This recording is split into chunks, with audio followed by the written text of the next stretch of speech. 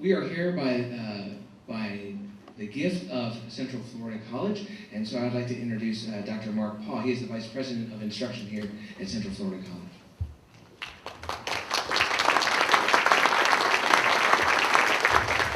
Pleasure to welcome you to the College of Central Florida. On behalf of Dr. Henningsen and myself, we are delighted that you're here this evening, and we are even more delighted to recognize Fort King Presbyterian Church for an exceptional partnership.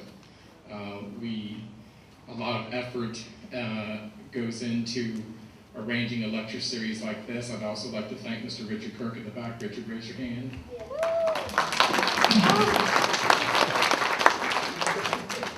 And I know that you are going to really enjoy this. So again, we're pleased to partner with Fort King Presbyterian. And with that, I'm going to turn it back over to Pastor Gans to introduce our special guest. Thank you.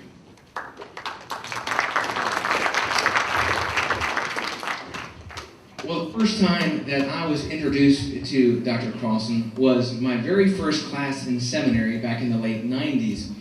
I got to read my very first theological book in seminary, The Historical Jesus.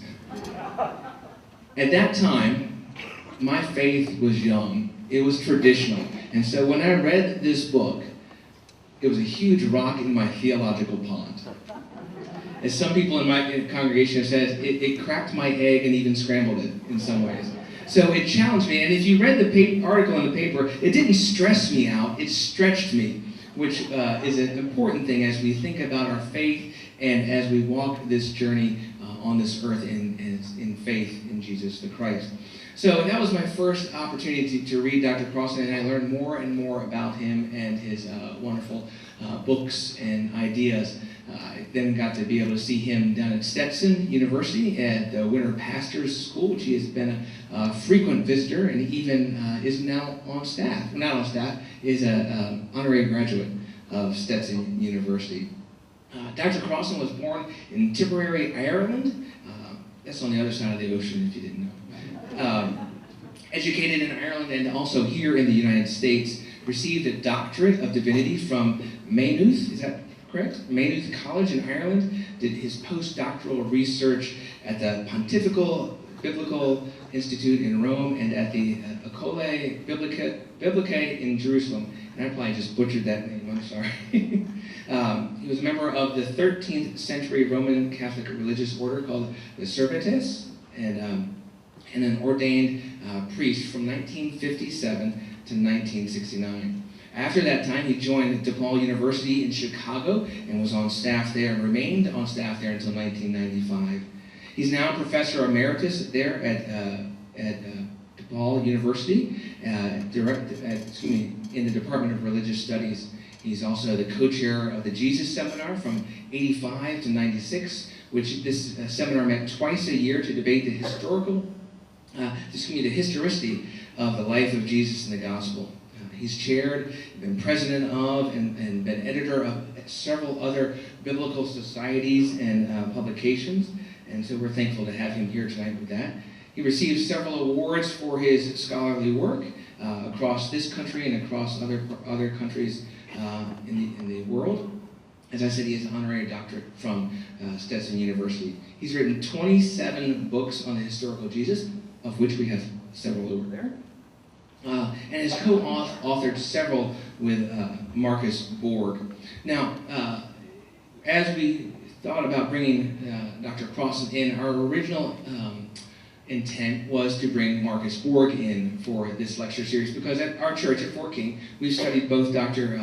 Crossan and also Marcus Borg, and we've been on a series of Marcus Borg's books recently, so we thought about bringing Marcus in after he was completed with his time at Stetson University this week at the Winter Pastor School. Unfortunately, Marcus fell ill with cancer. He had to cancel that time with us. He was very apologetic about that, and unfortunately he passed away on Monday of this week. So we were very sad about that. And also for Dom as well. Dom was a very close friend with Marcus Borg. Marcus's funeral is tomorrow, and Dominic has decided to stay with us and complete his lecture series. And so I am very thankful for that, Dominic, for being here. There's a lot to be said, but I'm sure Dominic can say a lot more about that. But before we start, in honor and in memory of Marcus, I'd like to just take a moment of silence if we can, please.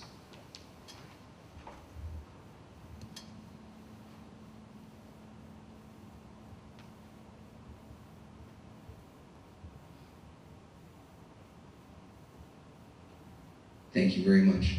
It's now my honor and privilege to introduce to you Dr. Dominic Crossan.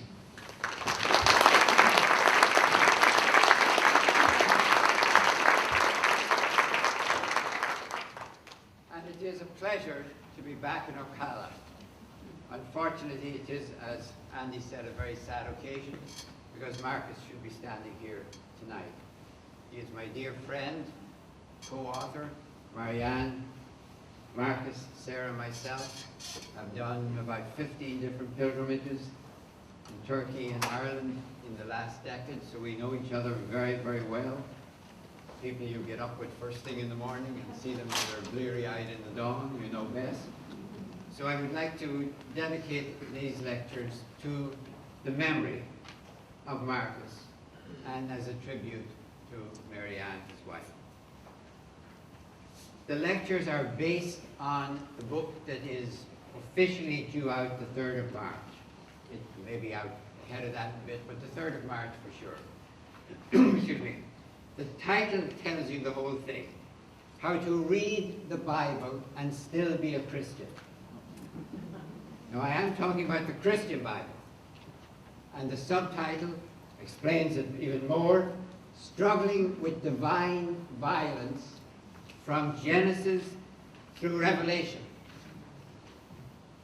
Christians have been very good at mentioning horror stories from the Old Testament and ignoring the fact that the most violent book in the entire Bible is the last one, the Apocalypse, the book of Revelation. So the question I'm asking, let me make it as succinctly as I can, the core question is this. If we as Christians believe that Jesus is the image of God, the revelation of God, what God looks like in sandals, and Jesus is non-violent, how come we have a violent God who not only is violent but bringing Jesus back, as in forget that stuff on the peace donkey, come back on a war horse? That's the question I'm asking. Is there a huge discord at the core of our understanding of the Bible where we have a non-violent Jesus revealing a violent God? That's the question.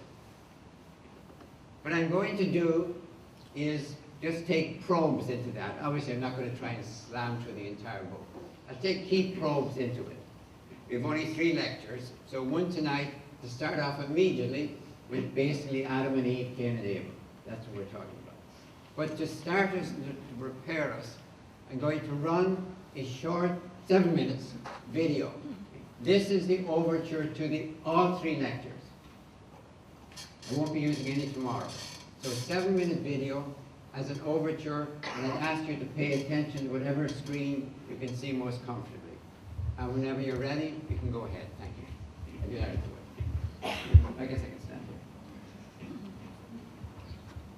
I'm not in anyone's way, am I?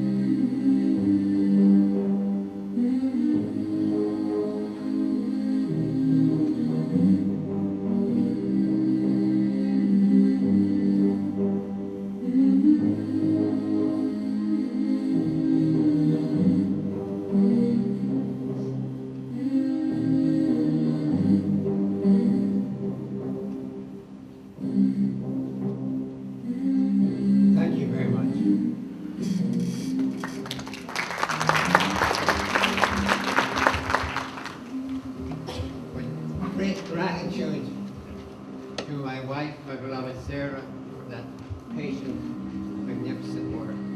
If you're interested, by the way, in the technology, this is Apple's Keynote, fabulous Keynote presentation program. The reason we use it is way back in '85, when we were making our decisions about computers. We went, as we do in all life's great decisions, to the Bible.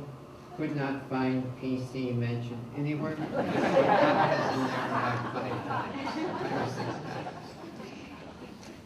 And in fact, doing further research, we found a warning, a prophetic warning in Ecclesiastes chapter 12, verse 3, that the days would come when those who looked through the windows would see dimly. I just tell you what's in there. Now, let me focus for a moment on that word matrix, because it's the absolutely key word to know everything I'm doing and to judge whether I'm doing it well. I don't want you to think of it as some new esoteric, scholarly word. Matrix is something so obvious that we don't see it. I presume it's probably like water for fish, or maybe air for us that we don't even notice unless there's a problem. Matrix is the common sense of its own time and place, what everyone knows about it, if you're in that time and place. Notice those crosshairs. I'll come back to them in a second. For example, supposing tomorrow morning we see the New York Times with a huge banner headline, one word, Hillary, ? Probably, will she run? Will she win? Most of us probably know immediately we're talking about Hillary Clinton. It is theoretically possible they may have found something on top of Mount Everest that makes it doubtful if Sergeant Hillary had actually made it up there as the first Westerner.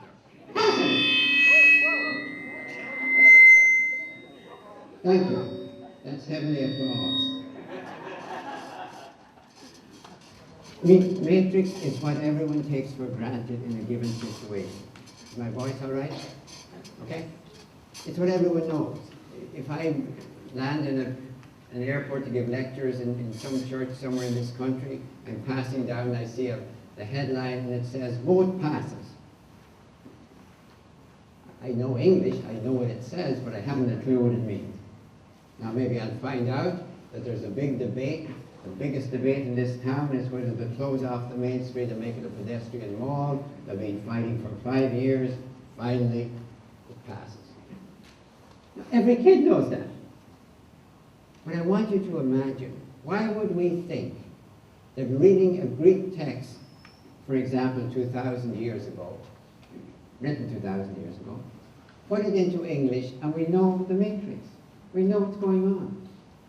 Why would we even think of that if you think of the absurdity? Or a text from the Sumerians, 5,000 years ago, we simply get it in English on the web, and we're in the matrix. We're not. The only way to do it is called homework. You have to kind of read all the other texts and maybe visit the ruins and check the museums until you kind of know the matrix. Not because we're dumb. Not at all. It's simply because the matrix is what's taken for granted. I'm using it to avoid terms like background or even context. If I were to say to you, we're going to talk about Martin Luther King Jr., but none of that background about American racism. It ain't background. You can skip. Let's talk about Gandhi, but none of this context about British imperialism. Can't do it. And yet we've been doing that now for 2,000 years, reading the text and ignoring the context. It's roughly like if somebody spoke to me in Russian, which I don't know, and I were to say to them, I don't think I believe that. It really is absurd. I have not yet listened to what the person wants to say. Then I may say it. So look at that crosshairs, longitude and latitude. Tradition. By tradition, I mean everything you're told as you're growing up in a given place. This is the way the world is. I don't mean anything fancy by tradition. It's the given. What you take for granted. Vision is the possibility that somebody has a special angle on that. You may be dealing with a paradigm shift. Tradition is the paradigm. Somebody is seeing it differently. I mean, we know this. Somebody had to think an iPhone before anyone had an iPhone. You had to imagine it, as it were. Now, time and place. Time and place are equally important. You can't take Jesus, for example, out of his time and place. If you dropped him down into Galway in Ireland, everything would be the same. That's absurd. Now, what I'm going to try and do tonight is to look at two stories we all know fairly well. Adam and Eve in Genesis 2 and 3, and Cain and Abel in Genesis 4. And I'm going to ask you to purge from your mind, if you would, anything you've ever been told about those in Christian catechism. I'm not saying it's wrong. That's not my point. That's a different matrix.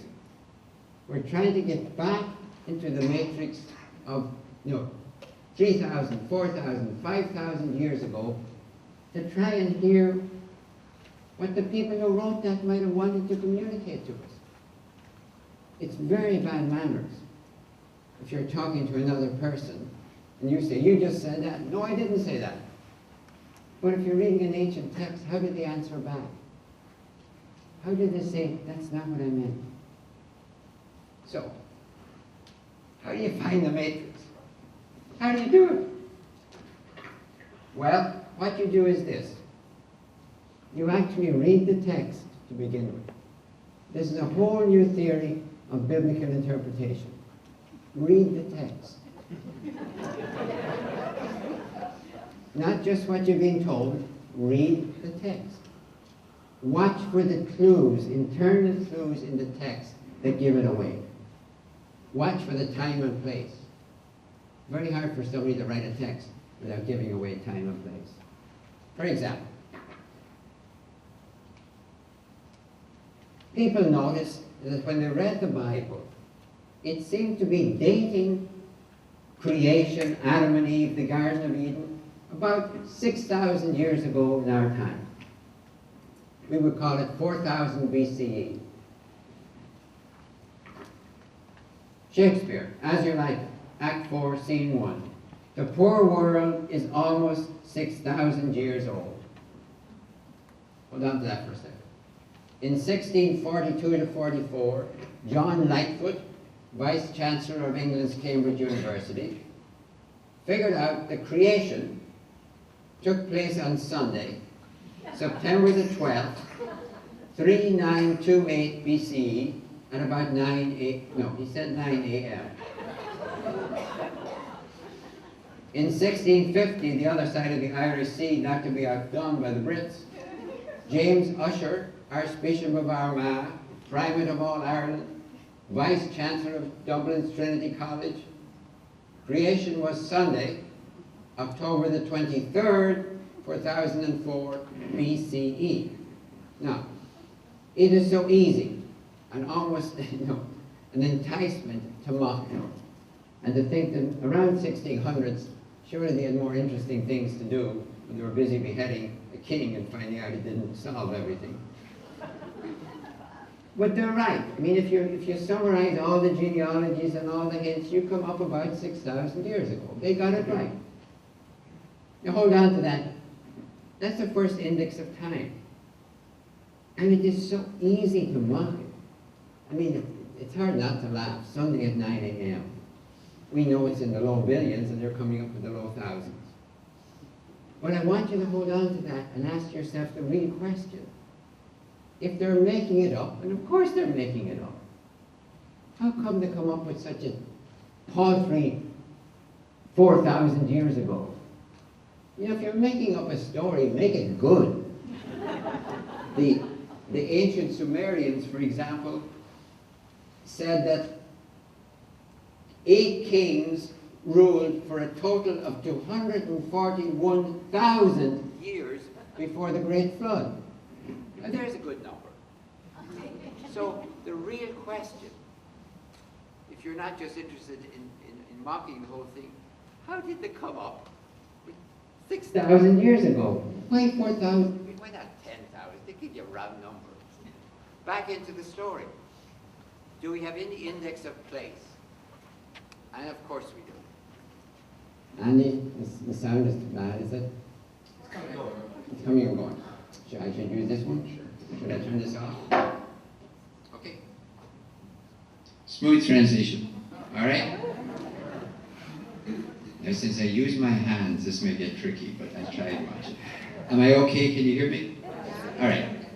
So, back into the story, and we find that this magnificent garden, this giant oasis where everything starts, is placed at the Tigris and the Euphrates. Woo! That's something we know about. It's east, the authors, the Jewish seers write, around the Tigris and the Euphrates. Now we have a real question. What happened on the great plains of Mesopotamia, modern Iraq, as you know? Mesopotamia is simply the Greek word for between the rivers, Tigris and the Euphrates. What happened, this is an historical question, it's a matrix question, what happened in Mesopotamia about 6,000 years ago? And as soon as you ask the question, the lights go on all over your mind, or should. What happened? What happened was the climax of the Neolithic Revolution in what we call, quotation marks, the dawn of civilization. Now let me unpack that a little bit. What's the Neolithic Revolution? Basically, to put it in the simplest terms, it's the transition from herding to farming. It's the invention of this settled down life. Though settled is probably the most unfortunate word to use for what's going to happen. Our species, the human species, broke out of Africa, and I have to think for a second. Try and imagine what that took. The active imagination of somebody, and I don't think this was a committee, that you could actually cross what is now, you know, the Suez Canal, then would be the Isthmus of Suez, that tiny little umbilical cord that connects Africa to Eurasia. You could cross out of Africa, even if they didn't know what they were doing, but it was daring. And as soon as you come out of Africa, you come up the Levantine coast, Israel, Lebanon, and what you find is there's a great desert, and around the desert, in a fertile crescent, are great mountains, Israel, Lebanon, the Taurus Mountains of Turkey, the mountains of Iran, and in the foothills of those mountains, those people who broke out of Africa began to domesticate wild wheat, wild barley, and small animals. By small I mean pigs, I mean sheep, I mean goats. What you have is the invention of farming. And you're talking about between the years, say, 10,000 and about 4,000. And finally, following the whole curve of the Fertile Crescent, they come into Iraq. Between the Tigris and the Euphrates. And the grand finale is the invention of irrigated farming. Every year, from the Taurus Mountains of Turkey, rich with silt, the two great rivers come down into what we now call the Persian Gulf. And in those days they ran in separately, they didn't come together as they do now. Again, just imagine the human mind that figured out that there's a flood every year, and if you're ready for it, and if your timing is right, and if you have your sluices ready, and your canals and your dikes, you get, we have to use our language, irrigated farming in the silt-rich plains of Mesopotamia. Now, footnotes. They don't know yet that silt will be their curse. They don't know yet, well, they will learn, that it's very tricky to live between two rivers. If you think of the Egyptians along the Nile, all they had to do was not be foolish enough to live in the floodplain, you know, a little bit out. But if you're in Mesopotamia, it's like we had two Mississippis, you know, and the they come very close together, say at St. Louis, you can almost walk across from one to the other. So leave that aside. But it may explain to you why the people down in Egypt are much more serenely secure about their lives, and the people in Mesopotamia are a lot less. Between two rivers is not the best place to be if they flood annually. Anyway, 4000 BCE is what scholars call the dawn of civilization. You must say, wait a minute, haven't human beings been around? Of course they have.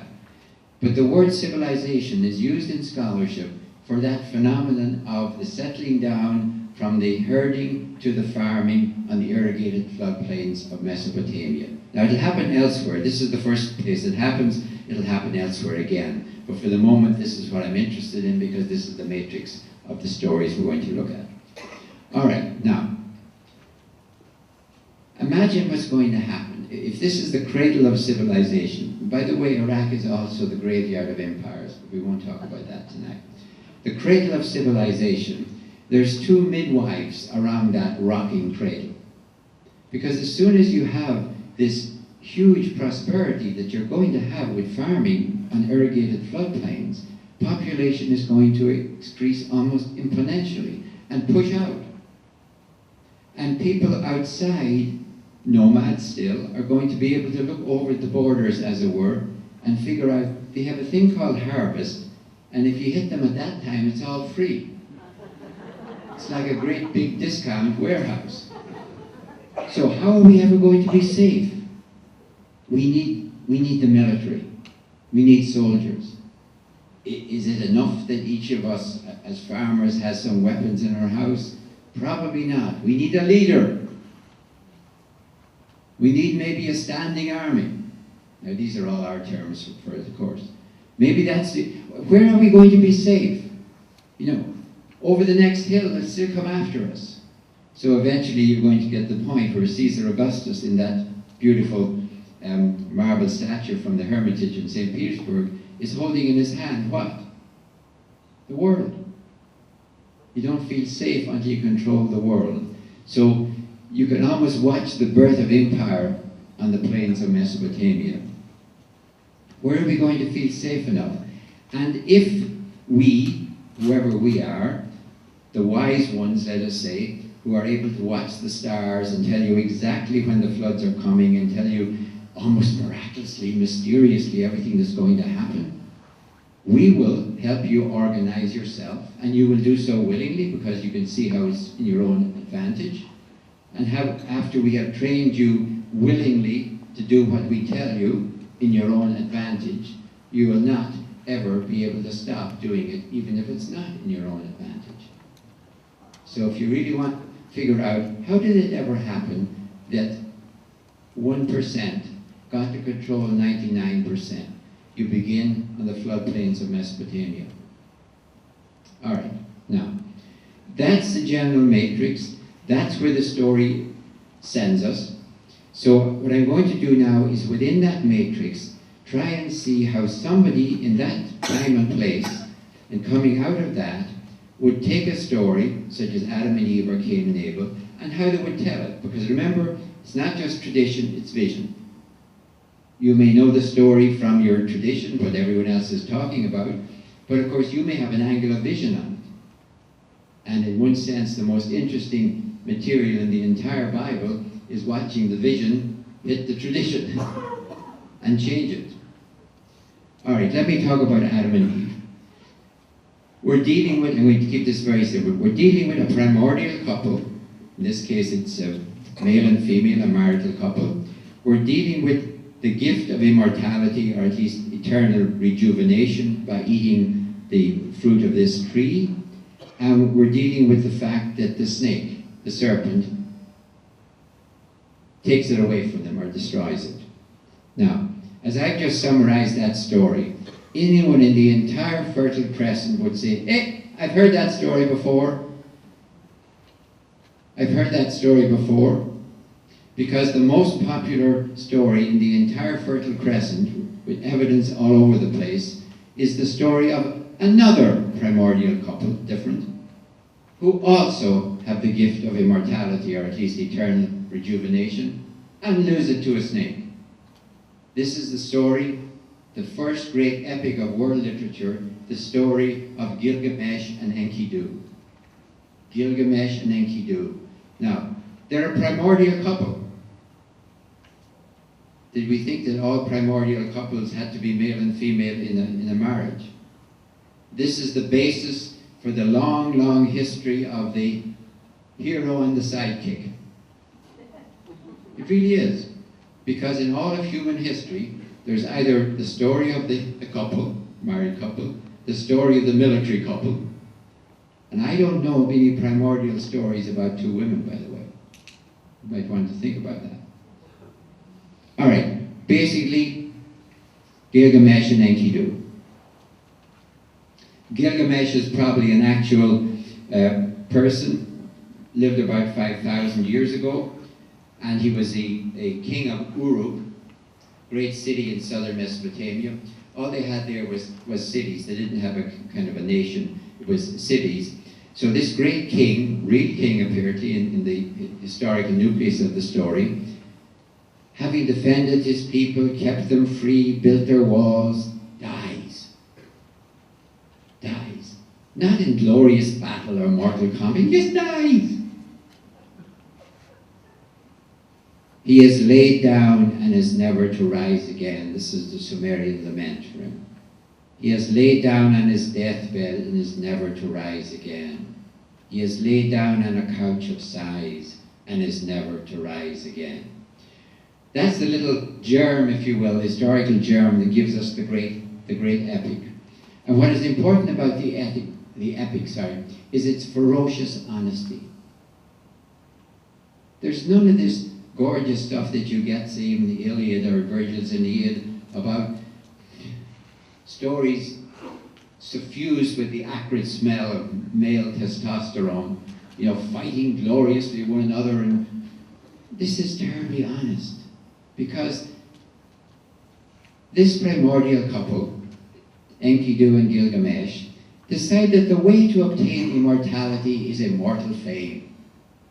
They go out to attack monsters and to liberate people and to do all sorts of things, and everything's going really great. Sounds like this is the typical story of, Superman or anyone else. These are superheroes 5,000 years ago. And then tragedy strikes. Enkidu dies. And again, not in heroic battle, not in mortal combat. Let me read you it. My friend whom I love so much, who experienced every hardship with me, Enkidu, the fate of mortals conquered him. 6 days and 7 nights I wept over him. I did not allow him to be buried until a worm fell from his nose. I was frightened. I'm afraid of death. Am I not like him? Must I lie down too? Never to rise, never again. So Gilgamesh has the honesty to realize that he's mortal too, and that all this rah-rah about immortal fame is very little consolation for a mortal human being. You're going to die. And if you think of all the huge swaths of literature that are based on refusing to face that, and this is immediately there. So okay, what to do? He knows there's only one thing he can think of. They had the story of the flood, and you're not surprised to find that the archetype story of the flood, Noah's flood, is from Sumeria, living between the rivers.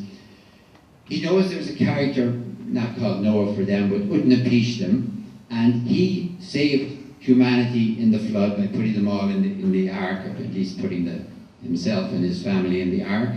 And as a reward for that, he and he alone was given eternal life. He and his wife were given eternal life.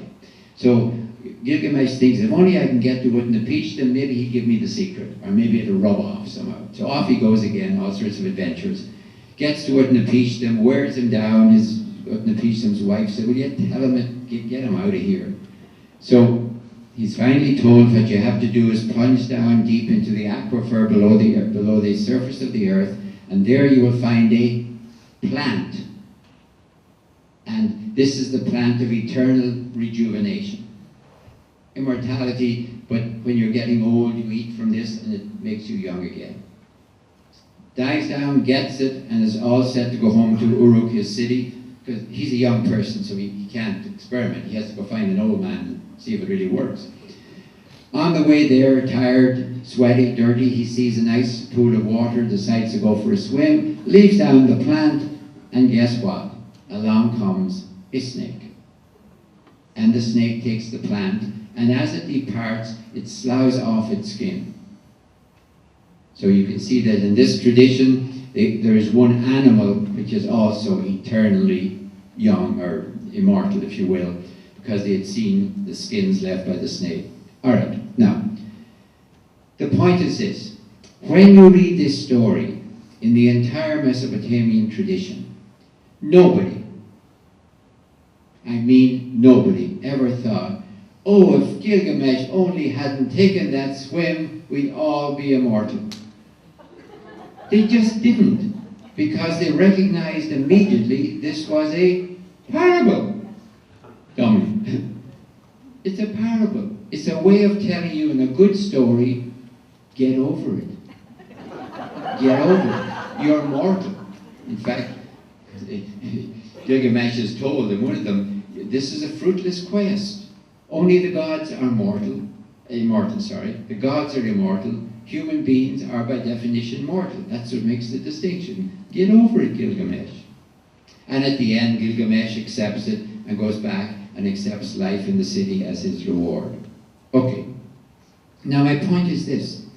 When you read that story, when you read the story of Adam and Eve, a different primordial couple, a family, certainly, a tree of eternal rejuvenation, a snake, anyone in the ancient world who read that story would have understood that you should not get the point of this story as, oh, if only Adam hadn't taken that bite. If only Gilgamesh hadn't taken that swim. What you would get immediately is an assertion that you are not ever destined for immortality or eternal rejuvenation. Get over it. Accept it. Which is another way of saying that the Hebrews might have left Egypt, but they never left Mesopotamia. Now, that's the tradition, but vision. There's one other thing in this story, and it is the most important thing maybe in there. We've looked at the negative. Now what about the positive? There is that other tree. The tree of the knowledge of good and evil. That's terribly important. It's not just the tree of knowledge. It's knowledge of good and evil is called conscience.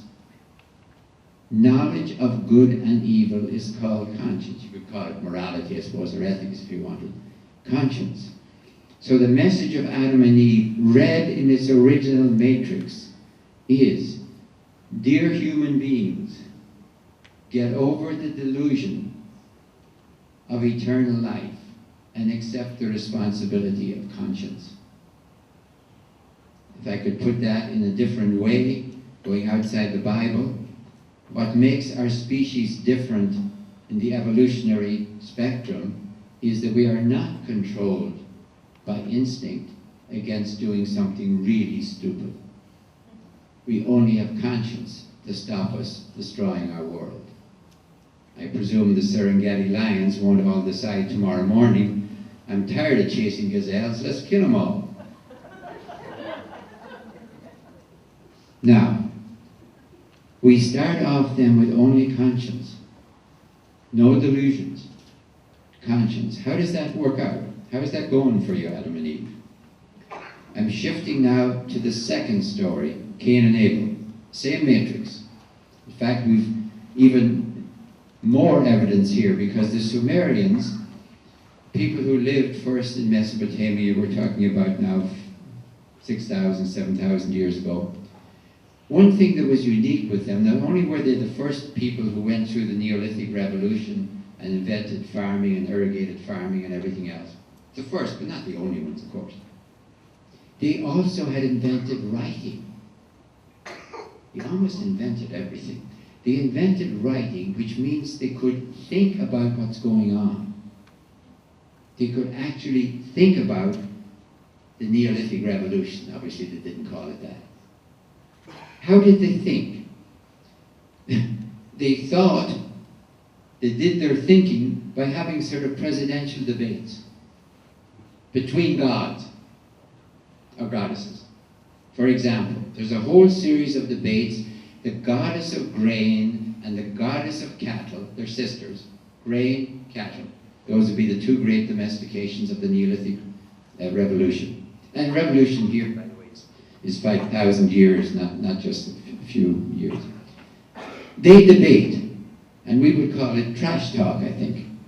Because each one said, yeah, you're nobody, grain is what really counts. Yeah, cattle. Cattle says, yeah. As you read it, and it's on the web, all in English. I mean, I'm not reading cuneiform, thank you. When you read it, you can actually see them thinking about the benefits of grain and the benefits of cattle. And as it goes on, you want to say, well, you're both right. It's a draw. You're both important. But usually a god decides at the end who won the debate. And it always seems to be the debate is won by the future, by evolution, even though it seems quite arbitrary. All right. Now, with that, and by the way, excuse me, they also have, of course, a debate between two brother gods, the god of herding and the god of farming. They're gods, brother gods. They debate, but in the Mesopotamian tradition, there's a happy ending. They kind of do trash talk backwards and forwards, but agree in the end. The farmer says, all right, you can take your sheep down and water them in my river. They work it out. Cain and Abel. Now, I'm trying to read this story within the intention of the person who wrote it, by the way. I'm not saying, oh, I'm so smart, I can make up whatever I want out of this. I'm trying to imagine, all right, chapter 4 of Genesis reads to me like the most accurate one-chapter summary of the Neolithic Revolution and its good sides and its bad sides ever written. You know the story. I put it up there. Cain and Abel. Cain is the farmer. Abel is the herder, right? And you know that God, when they both make offerings to God, and God prefers Abel. Why? It's not particularly profound, but throughout the entire Bible, God is sort of counter-cultural or counter-civilization. So civilization always prefers the male primogeniture, the firstborn son. God unerringly goes after the second-born son. It'd be interesting if he went after the daughter, but we take what we can get. The second son. So God prefers Abel, offering of Abel, for no other reason, I think, than that. This is the first time it happens. All right. Now, here's a question you can ask if you have any sort of a Sunday school or an adult education class. When is the word sin first used in the Bible? By whom? In what context? Now, most people are smart enough to figure out, well, I suppose it's too obvious. Original sin happens in the garden. Can't be that. I'm not going to fall for that one. It must be something else. The first time sin is ever used in the Bible is in where we are right now in chapter 4.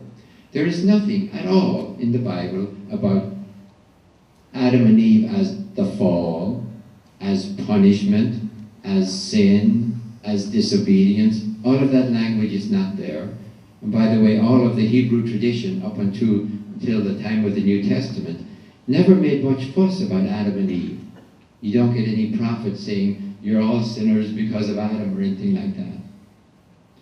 So the first time it's used is God is speaking to Cain and warning Cain about what he's going to do.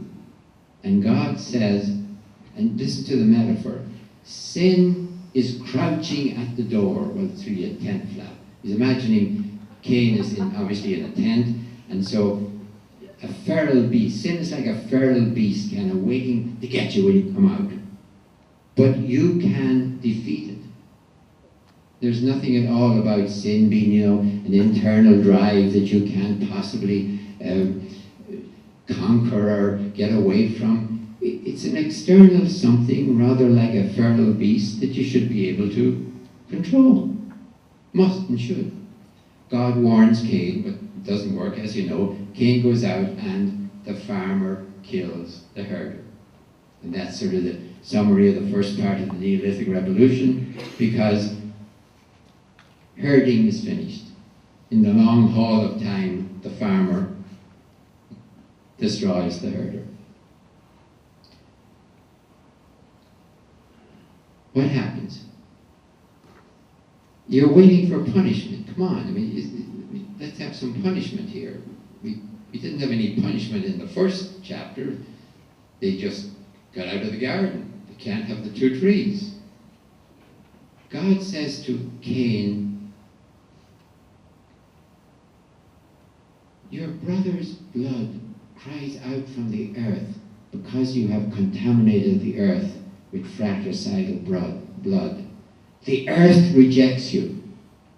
So he's cast out from farming, as it were, as a sort of an atavistic throwback to a pre-herding life.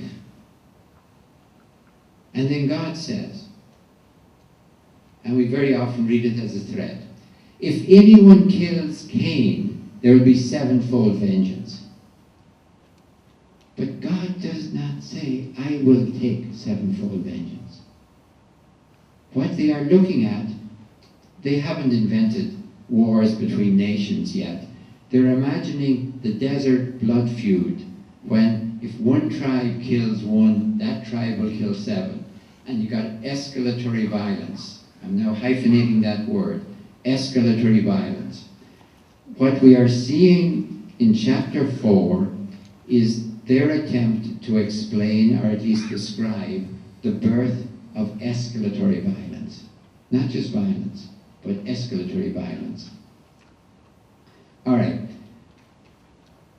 Cain, if anyone kills Cain, now by the way, of course, you have to presume there's not just 4 people on earth at this stage. We've jumped way ahead, obviously. If you get into adolescent criticism here, you can get rather silly. Then it continues. 5 generations later, there's a character called Lamech. That's why I had him up here. Lamech boasts to his wives, plural, that he has already killed a man for hitting me. I have killed a man for hitting me. That's what I mean by escalation. And he says, if anyone kills me, it won't be sevenfold vengeance my tribe will take, but 70 times 7. As I read this chapter, and I'm reading it fairly literally at the moment, the Hebrew description of the Neolithic Revolution and the creation of civilization could be summed up like this. Farmer kills herder, violence escalates exponentially. And one final thing. The next thing Cain does is build the first city. Farmer kills herder, builds first city, and as we know, it'll take a very, very much longer time, but eventually the city will kill the farmer. It's called agribusiness. All right, when we look at that, when we read these stories as sort of the inaugural stories of the Bible and read them against the matrix of the Sumerian experience of the climax, let us call it, of the Neolithic Revolution, irrigated farming, on all its implications on the plains of Mesopotamia, I want to do one final thing, then I'll open it for questions. Let me leave out God, leave out the Bible, for anyone who might say, well, those are just rubbishy stories. Let me look at human evolution. I'm fairly good at human evolution. When it gets into the millions and billions of years, I'm not too good. It staggers my mind. I have to sort of believe it all, but I can't understand most of it. But I can see very clearly that human evolution has escalated violence exponentially. That we've never had a weapon we didn't use, and have never had one that wasn't more powerful than the one that preceded it. Secondly, quoting somebody else, wish I'd said it, it took us 3 million years to get from the first stone weapon to the first iron weapon, but only 3,000 to get from the first iron weapon to the first atomic bomb. 3 million, 3,000. We are very, very good at what we do. It's not that we're getting more evil, not at all. It's just that we're getting more terrible weapons to do whatever we might want to do. Weapons that now endanger the world. And what are we going for us to stop us? Conscience. That's all we have. We are not protected by instinct. We do have an instinct not to eat one another after we kill one another, which is at least something. But we don't have the instinct that will protect us if we really want to destroy ourselves and our world. So when I read chapter 4 of Genesis, it's like I'm having two vectors. One vector comes at me from human evolution, totally just read as anyone can read it. And the other vector is from the Bible starting off its whole vision of our relationship on earth with God. And I'm getting the same message in both cases. Escalatory violence will destroy us. All right, going to open it for questions. And what we will do is we have 2 roving mics. Almost as early as you can get back, you're going to find that. But the difference is going to be, when you're dealing with herders, you will obviously have leaders, of course. And the leaders may have more flocks. But there's never in a herding community the same sort of a functional establishment of hierarchy that we're starting to get only in this situation. Because you have to have somebody, or you do have somebody, who can tell you exactly how to handle irrigation. That's a huge amount of technology. And those people, whether they're priests or whatever name you call them, are going to eventually take over and abuse that power unless you watch from it. So it starts there. But you do have, there's places in Turkey, we're talking about maybe 12,000, 10,000 before, where there's small villages, and the houses are there, even though they walk across the roofs to go down into their houses. They don't have streets. I'm talking about Çatalhöyük, but they still have a house, and they don't even have a common wall between them, even though there's no alleyway.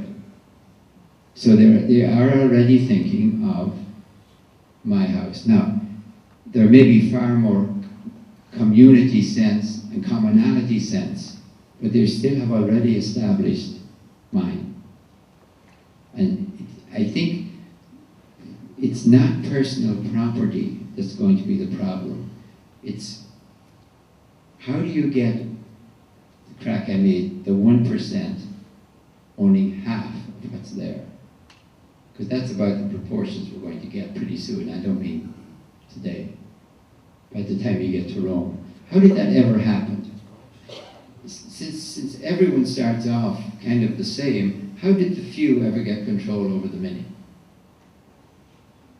The best answer I know from, these are from anthropologists of course, is that in irrigated farming communities, there are a few who really get it right, and you really want to have them tell you what to do.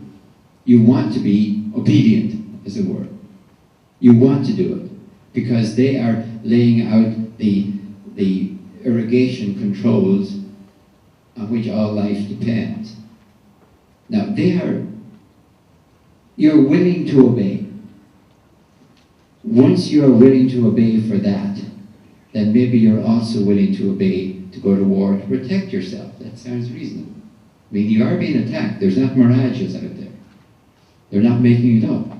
So once that happens, then maybe we need a standing army, a permanent army.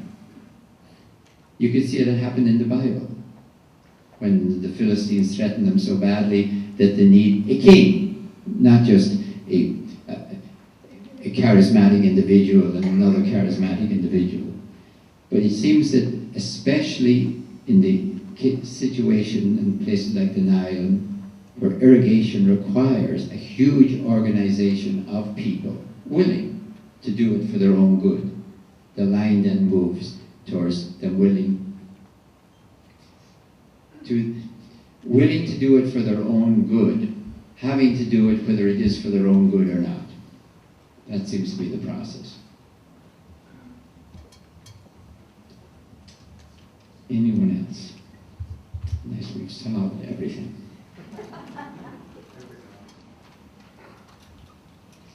Dear, when you were talking about Cain and Abel, when I was kind of a little boy, what I was told was one was favored by God because he gave the best of his animals. And the other person was basically the second saint. So you were saying that there were people? Yeah, what Has there things changed? Actually, there is nothing in the text that says one gave the best and the other gave the second hand. It is true, of course, that Abel offers from his flocks and Cain offers from his grains. That's the way it is. The reason, actually, why God favors Abel, as I said, is because you're starting now a pattern that's going to complete. God will inerringly prefer the younger over the older again and again. And the reason that's given is because in that culture, the preference is always given to the older. An older daughter must marry before the younger. Older son gets the kingdom or gets the family farm. And God then turns civilization upside down and chooses the younger. So there's been huge discussions on that. But people who have actually read the Bible recognize we're just starting the process now. Here God goes, favoring the younger over the older. Lots of other explanations, but I think that is really the explanation, because the others have to say, well, maybe they weren't the best or something like that, but that's not in the text. Yeah.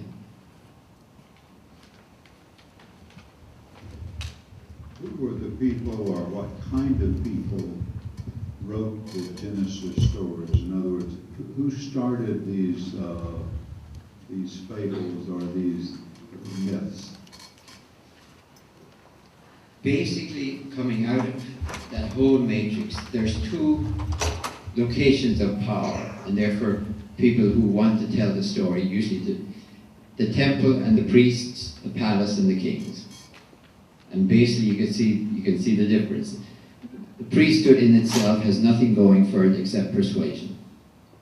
Kings have something else going for them, armies. One can use violence to force you, the other can only use non-violence, persuasion, the gods, whatever. Basically then, you're liable to have two different stories. One story coming out of the king's palace, in which everything will be probably nice. One coming out of the priests. And probably the older stories are the priestly versions. And quite frankly, they're usually more oriented towards justice. Because after all, the kings have an alternative. If you don't like it, we can persuade you. Now, if you go to Israel, for example, there is a split, as you know, between the northern kingdom and the southern kingdom. So you would have a temple and a priesthood in the north, a temple and a priesthood in the south. That gives us 4 locations of power. So scholars have always seen that in the first 5 books of the Bible, and in Genesis, you have what they call the Yahwist, the Elohist, the Deuteronomic, and the priestly. You may have heard these terms. But usually they don't tell you, why aren't there 5 or 3? Well, because you have 4 locations of power. So what we're reading here is what I would describe as the royal story from the south. Tomorrow morning, please God, what we take a look at is the priestly story from the South. And you're going to notice that we started with Genesis 2 and 3, but somebody decided to put a story up front called Genesis 1. And that was not written first at all. That was written by people who put the book together to say, get it right, read this first. So we pull that for tomorrow morning. But basically what we're reading is, you could imagine, say, at the whatever type of royal palace David and Solomon might have had. These were the storytellers, telling the story. And this will be the one from the South. Yes. Yeah. And then there's a lady here. Hello. The parable, you were talking about the parable of Adam and Eve. I was trying to understand what you were saying. Is this the story, all it's trying to say is that we will die and that we can know good and evil, reason? Yeah, that's not a bad summary, but let me make it sound less desolate that you made it. One of the things that we know about the Hebrew tradition is that for over, well, we can almost date it, for 1,000 years of their tradition, down to almost about 150, 160 BCE, they had no belief in an afterlife. Now, I'm not saying they didn't believe it. Well, yeah, I'm going to make it positive. They didn't believe in an afterlife. It's not that, oops, we never thought of that one. You know, if they came out of Egypt and noted the pointy things, they would have known, whether they liked it or not, that Egypt's whole economy was based on the next life. Of course they knew all about the next life. But two things were operational. They are far more Mesopotamian than they are Egypt. Mesopotamian answer is Gilgamesh. Get over it. So the Jewish tradition, for 1,000 years, not because they were inept, but because they considered that this idea of human beings being immortal is a typical piece of pagan impertinence. And so what we have to face is that the majesty of the Torah, the glory of the prophets, the Psalms, all of that was written by people who were completely content to belong to the people of God, to live their lives here on earth in holiness. And when it was over, you went down to Sheol, and Sheol was like the great big condominium complex of graves beneath the earth. Was it good? Was it bad? It was just over, with a capital O. They said it was dark, it was gloomy, because they'd been in graves, and graves are dark and gloomy and dusty. But it was over. So they're in complete continuity with Mesopotamia and complete rejection of Egypt. And it's an interesting thing, which I touched on fleetingly, why Egypt had such a serene vision of life and the next life, where Mesopotamia, maybe it's those two rivers again, was much more fragile and was convinced this was it, this is all you have. So yes, I am saying that that comes out of that matrix where they want to take your attention off, I'm going to put it this way, if I could. They want to take your attention off the delusion of the next life and put it back on the certainty and responsibility of this life. And to make you aware that all you have going to protect you is conscience. That if people want to say, well, I'm going to be gone naked, so why should I care about global warming or overpopulation? I'll be out of here. There's no answer. You end up by saying, well, you should care. But that's called conscience. If you're dealing with somebody who hasn't one, you might as well be trying to explain colors to somebody who's colorblind. So I think it's a precious dualism there that get over this delusion and accept the responsibility you have. Now I have a second question. My first question was, with the story of Adam and Eve, and of course realizing that it's a long time after that the story of Cain and Abel exists. Adam and Eve ate from the tree of knowledge of good and evil. Yes. And when Cain evidently was considering killing his brother, God was speaking to him saying, don't do it, you know. It sounds like you're equating God with conscience. A good way to start the discussion, yes, because God will be the conscience of Israel. And then we have to ask how God operates. Is it just by rewards and punishments? That's tomorrow morning's lecture. Yes, that would be a good way of getting into it. Because basically what they're saying in this story is that it's a dramatic story. There's two trees. The tree of life, the tree of conscience, let's say. God can have them both. You can only have one. You be us. So if you have this one, you can't have that one. If you have that one, you can't have this one. That's the way they set it up. And it really is not so much disobedience. It really isn't. Because they're told what's going to happen. It's almost like a choice. So when you read it in the Christian matrix, of course, everyone goes after Eve. And in the matrix, the Sumerian matrix, she's sort of like the heroine. She's the one that breaks the human race out of delusion back to reality. Now, by the way, if you are dealing with the Christian tradition that blames Eve, I'm thinking of the fact that Michelangelo's Sistine Chapel ceiling has a human face, a female face on the snake, which is really dirty. But think of it this way. You can't have it both ways. If the male is supposed to be superior and in control and in charge, then the bite stops here. You can't blame Eve if she's not in charge. The most you could say, even in the Christian vision, is she shouldn't have done it. But he really shouldn't have done it. So it's one of the little small evidences that something is wrong with the Christian story that wants to have it both ways. Adam is in charge, or the male is in charge, but the female is guilty. It doesn't work. You said that the Egyptians lived in serenity because they believed in an afterlife.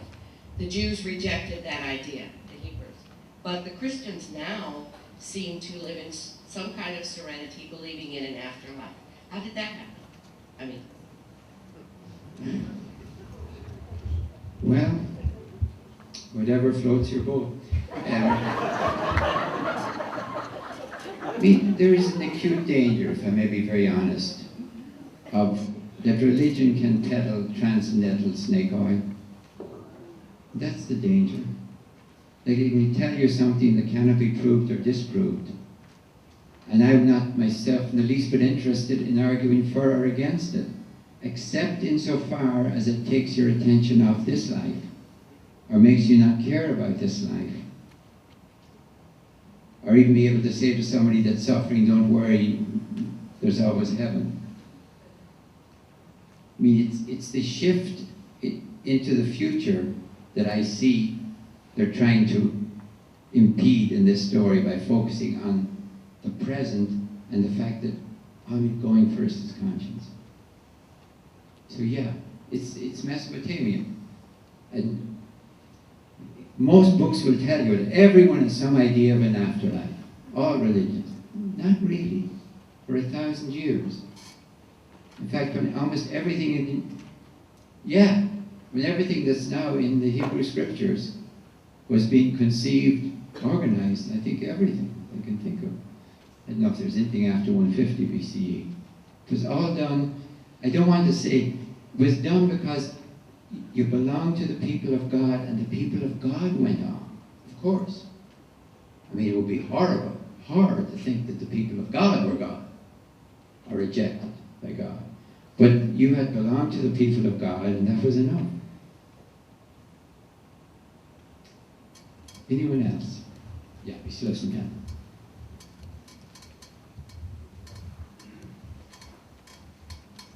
I know you spoke about the parallel between the Epic of Gilgamesh and Enkidu, and how it's very similar to Adam and Eve.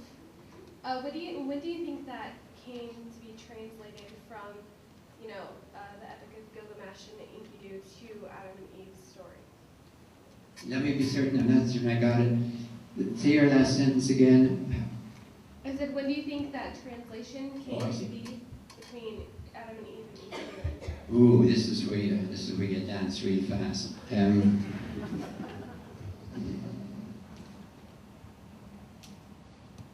I think the honest answer is I haven't a clue.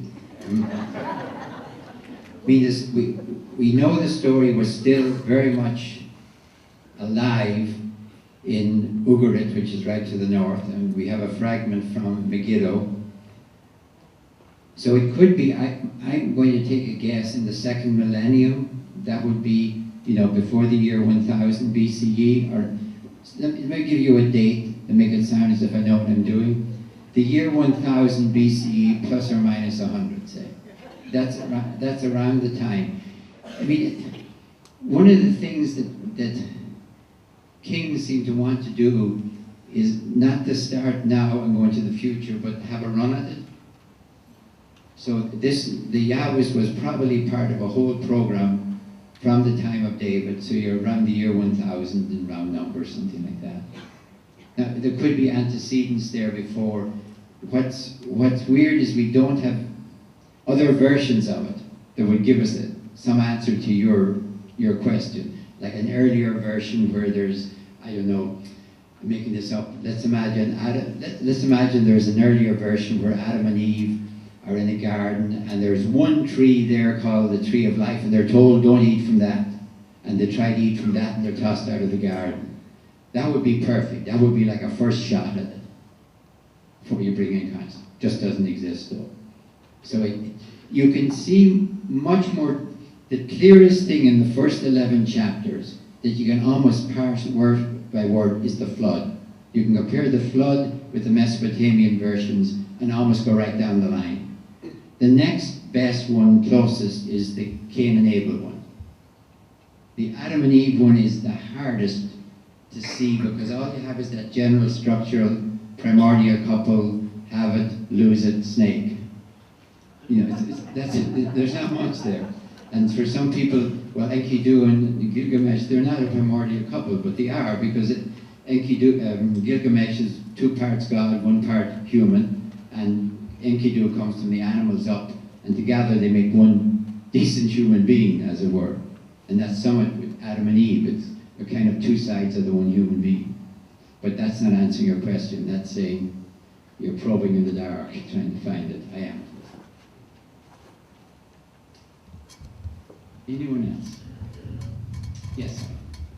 Jesus was a Jew, as I've always understood and believed in the Old Testament. Is there any evidence, historical or whatever, as to whether Jesus believed these Adam and Eve and Cain and Abel were parables or a fact or what? Okay.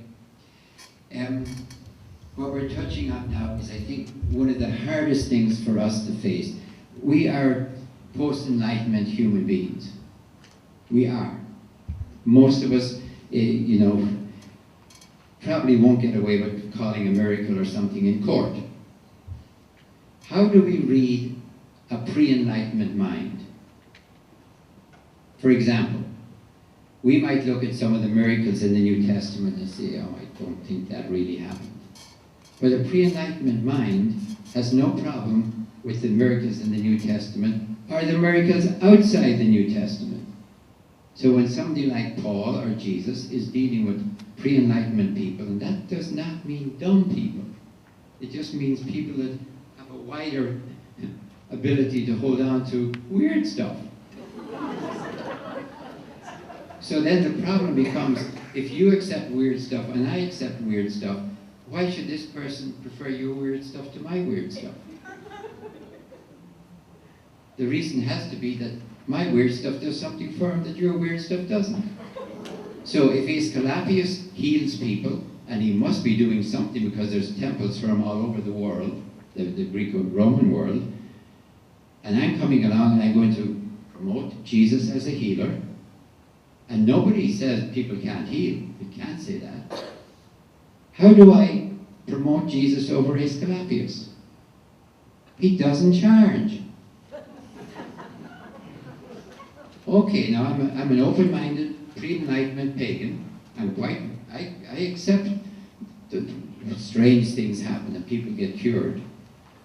Okay, Escalapius, I would have to pay to go in there and sleep at night down there. I'd try your guy. Maybe if he works, I'm home free. If he doesn't, there's always Escalapius as a fallback. So to try and understand how pre-Enlightenment people work with this, we have to put ourselves back at that point. Not with dumb people or anything like that at all, but if you're reading somebody like Tacitus, who's a very, very good historian, he really is. And then he tells you that in the forests of Germany, the elk lean against the trees. And so what the people do in the forest is they cut through the tree so it falls over on the elk. Where did he get that? I mean, he may have seen something about an elk scratching against the tree. So whenever we're reading a pre-Enlightenment author, there's all sorts of weird stuff. You get a complete design of a coastline that you could cruise along following it. So very precise. And then they say when you land in there, the dogs have two heads. Now, the way I read that is not to laugh at it, but to say, okay, what they're trying to tell me is this place is really different from our place. Yeah, that makes sense. The dogs have two heads. I don't think the dogs have two heads. But their social structure may be so alien to us that makes two-headed dogs look easy. So part of our difficulty is whenever we're reading a virginal conception of Jesus, what we have to ask is, in a pre-Enlightenment mind, where they believe that could happen because other stories talk about such things. Why should I care about the virginal conception of Jesus as distinct from the miraculous conception of Augustus? I can dismiss them all, of course, keep my mouth shut, at least as regards Augustus. But what I have to ask is, why do I care about your miracle? Now, in a post-Enlightenment mind, we may say, well, miracles don't happen. Okay, we're out of the whole discussion. In a pre-Enlightenment mind, what you're after is, I'm listening to you, Paul, you say, this will happen to me if I believe in Jesus. Tell me why I should care about believing in Jesus as distinct from believing in somebody else. And that's the way they would operate. So I don't know how we can ever get back to the stage of respecting a pre-Enlightenment mind. The only way I know to do it is that if Jesus has a reputation to be a healer, and he does, something must have been happening. Do I think it was miraculous? No, but I think it was real. I think people were being healed. And I suspect what it means is the difference between what we would call curing and healing. For example, just to give you an example, when a blind person comes to Jesus and is healed, what actually is happening if you saw it?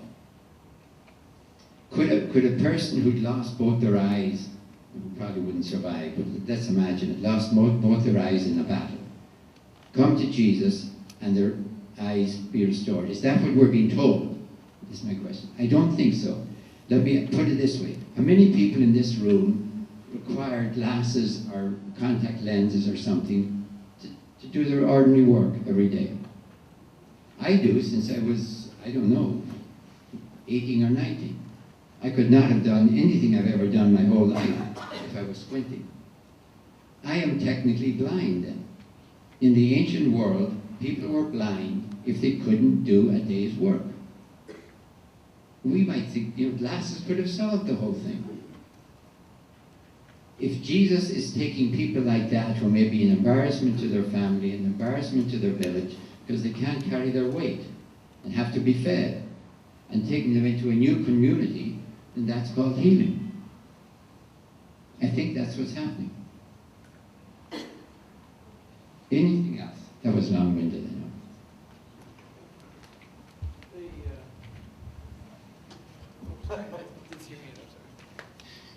If we can equate the parable of Adam and Eve essentially to conscience, and say that potentially God would be a representation of what is good or creative in man, and allows us to continuation, or what we consider immortality, which is the continuation of the human race. And serpent would represent what is in excess or bad in our human nature, and will lead to destruction or tragedy and hardships, essentially like the being cast out of the garden. Why later on would there be a need to resort to, again, we're in a polytheistic establishment at this point, more to a monotheistic establishment, or is that just because mankind reaches an age in civilization where being in excess is going to cause our destruction? The way I understand religion is that part of the constituent part of our humanity, in other words, not something we came to, what started to make us human, is an acute awareness that we are not really in control. Now, it could be that the great herd animals seem to be, or the stars up there, or all sorts of forces. It seems to me that that instinct, if you want to use that term, or that insight would be a term, is fundamentally right, because we've now learned about evolution. We are not in control. We can cooperate, or we can fight, but we're not going to win if we fight. We have to cooperate.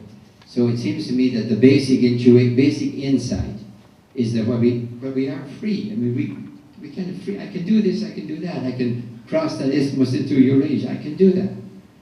But the insight that somehow something else is in control. I mean, something transcendental. I'm not sliding God in by another name. I really aren't. I think that basic intuition is right. It's not various gods or forces that are out there. There is one kind of supreme force, which we now know is evolution. I think it might be helpful if we began to try and think of evolution as something like the professional face of God, and in Christianity, of course, Jesus is the personal face of God. But we're trying to really put a name on it.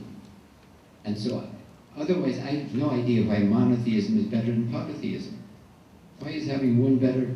Wouldn't it be far better to have a God of love and a God of war and a God of money, and everyone kind of in charge of different things? And we admit what we really worship. So, do we worship money? Yeah, that's the god Pluto. Do we worship war? Yeah, that's the god Mars or Ares. So the great honesty of paganism or polytheism was that they announced what they worship and put a god and a goddess up there so we could discuss it. The only advantage that I can imagine that monotheism would have, if you're imagining this God's character as being justice. Otherwise, I don't see why it's any great advantage to have one or other. All right, we are on time. Thank you very, very much. We'll pick this up, please God, tomorrow morning and take it from there. Thank you. Thank you very much. I appreciate you being here tonight.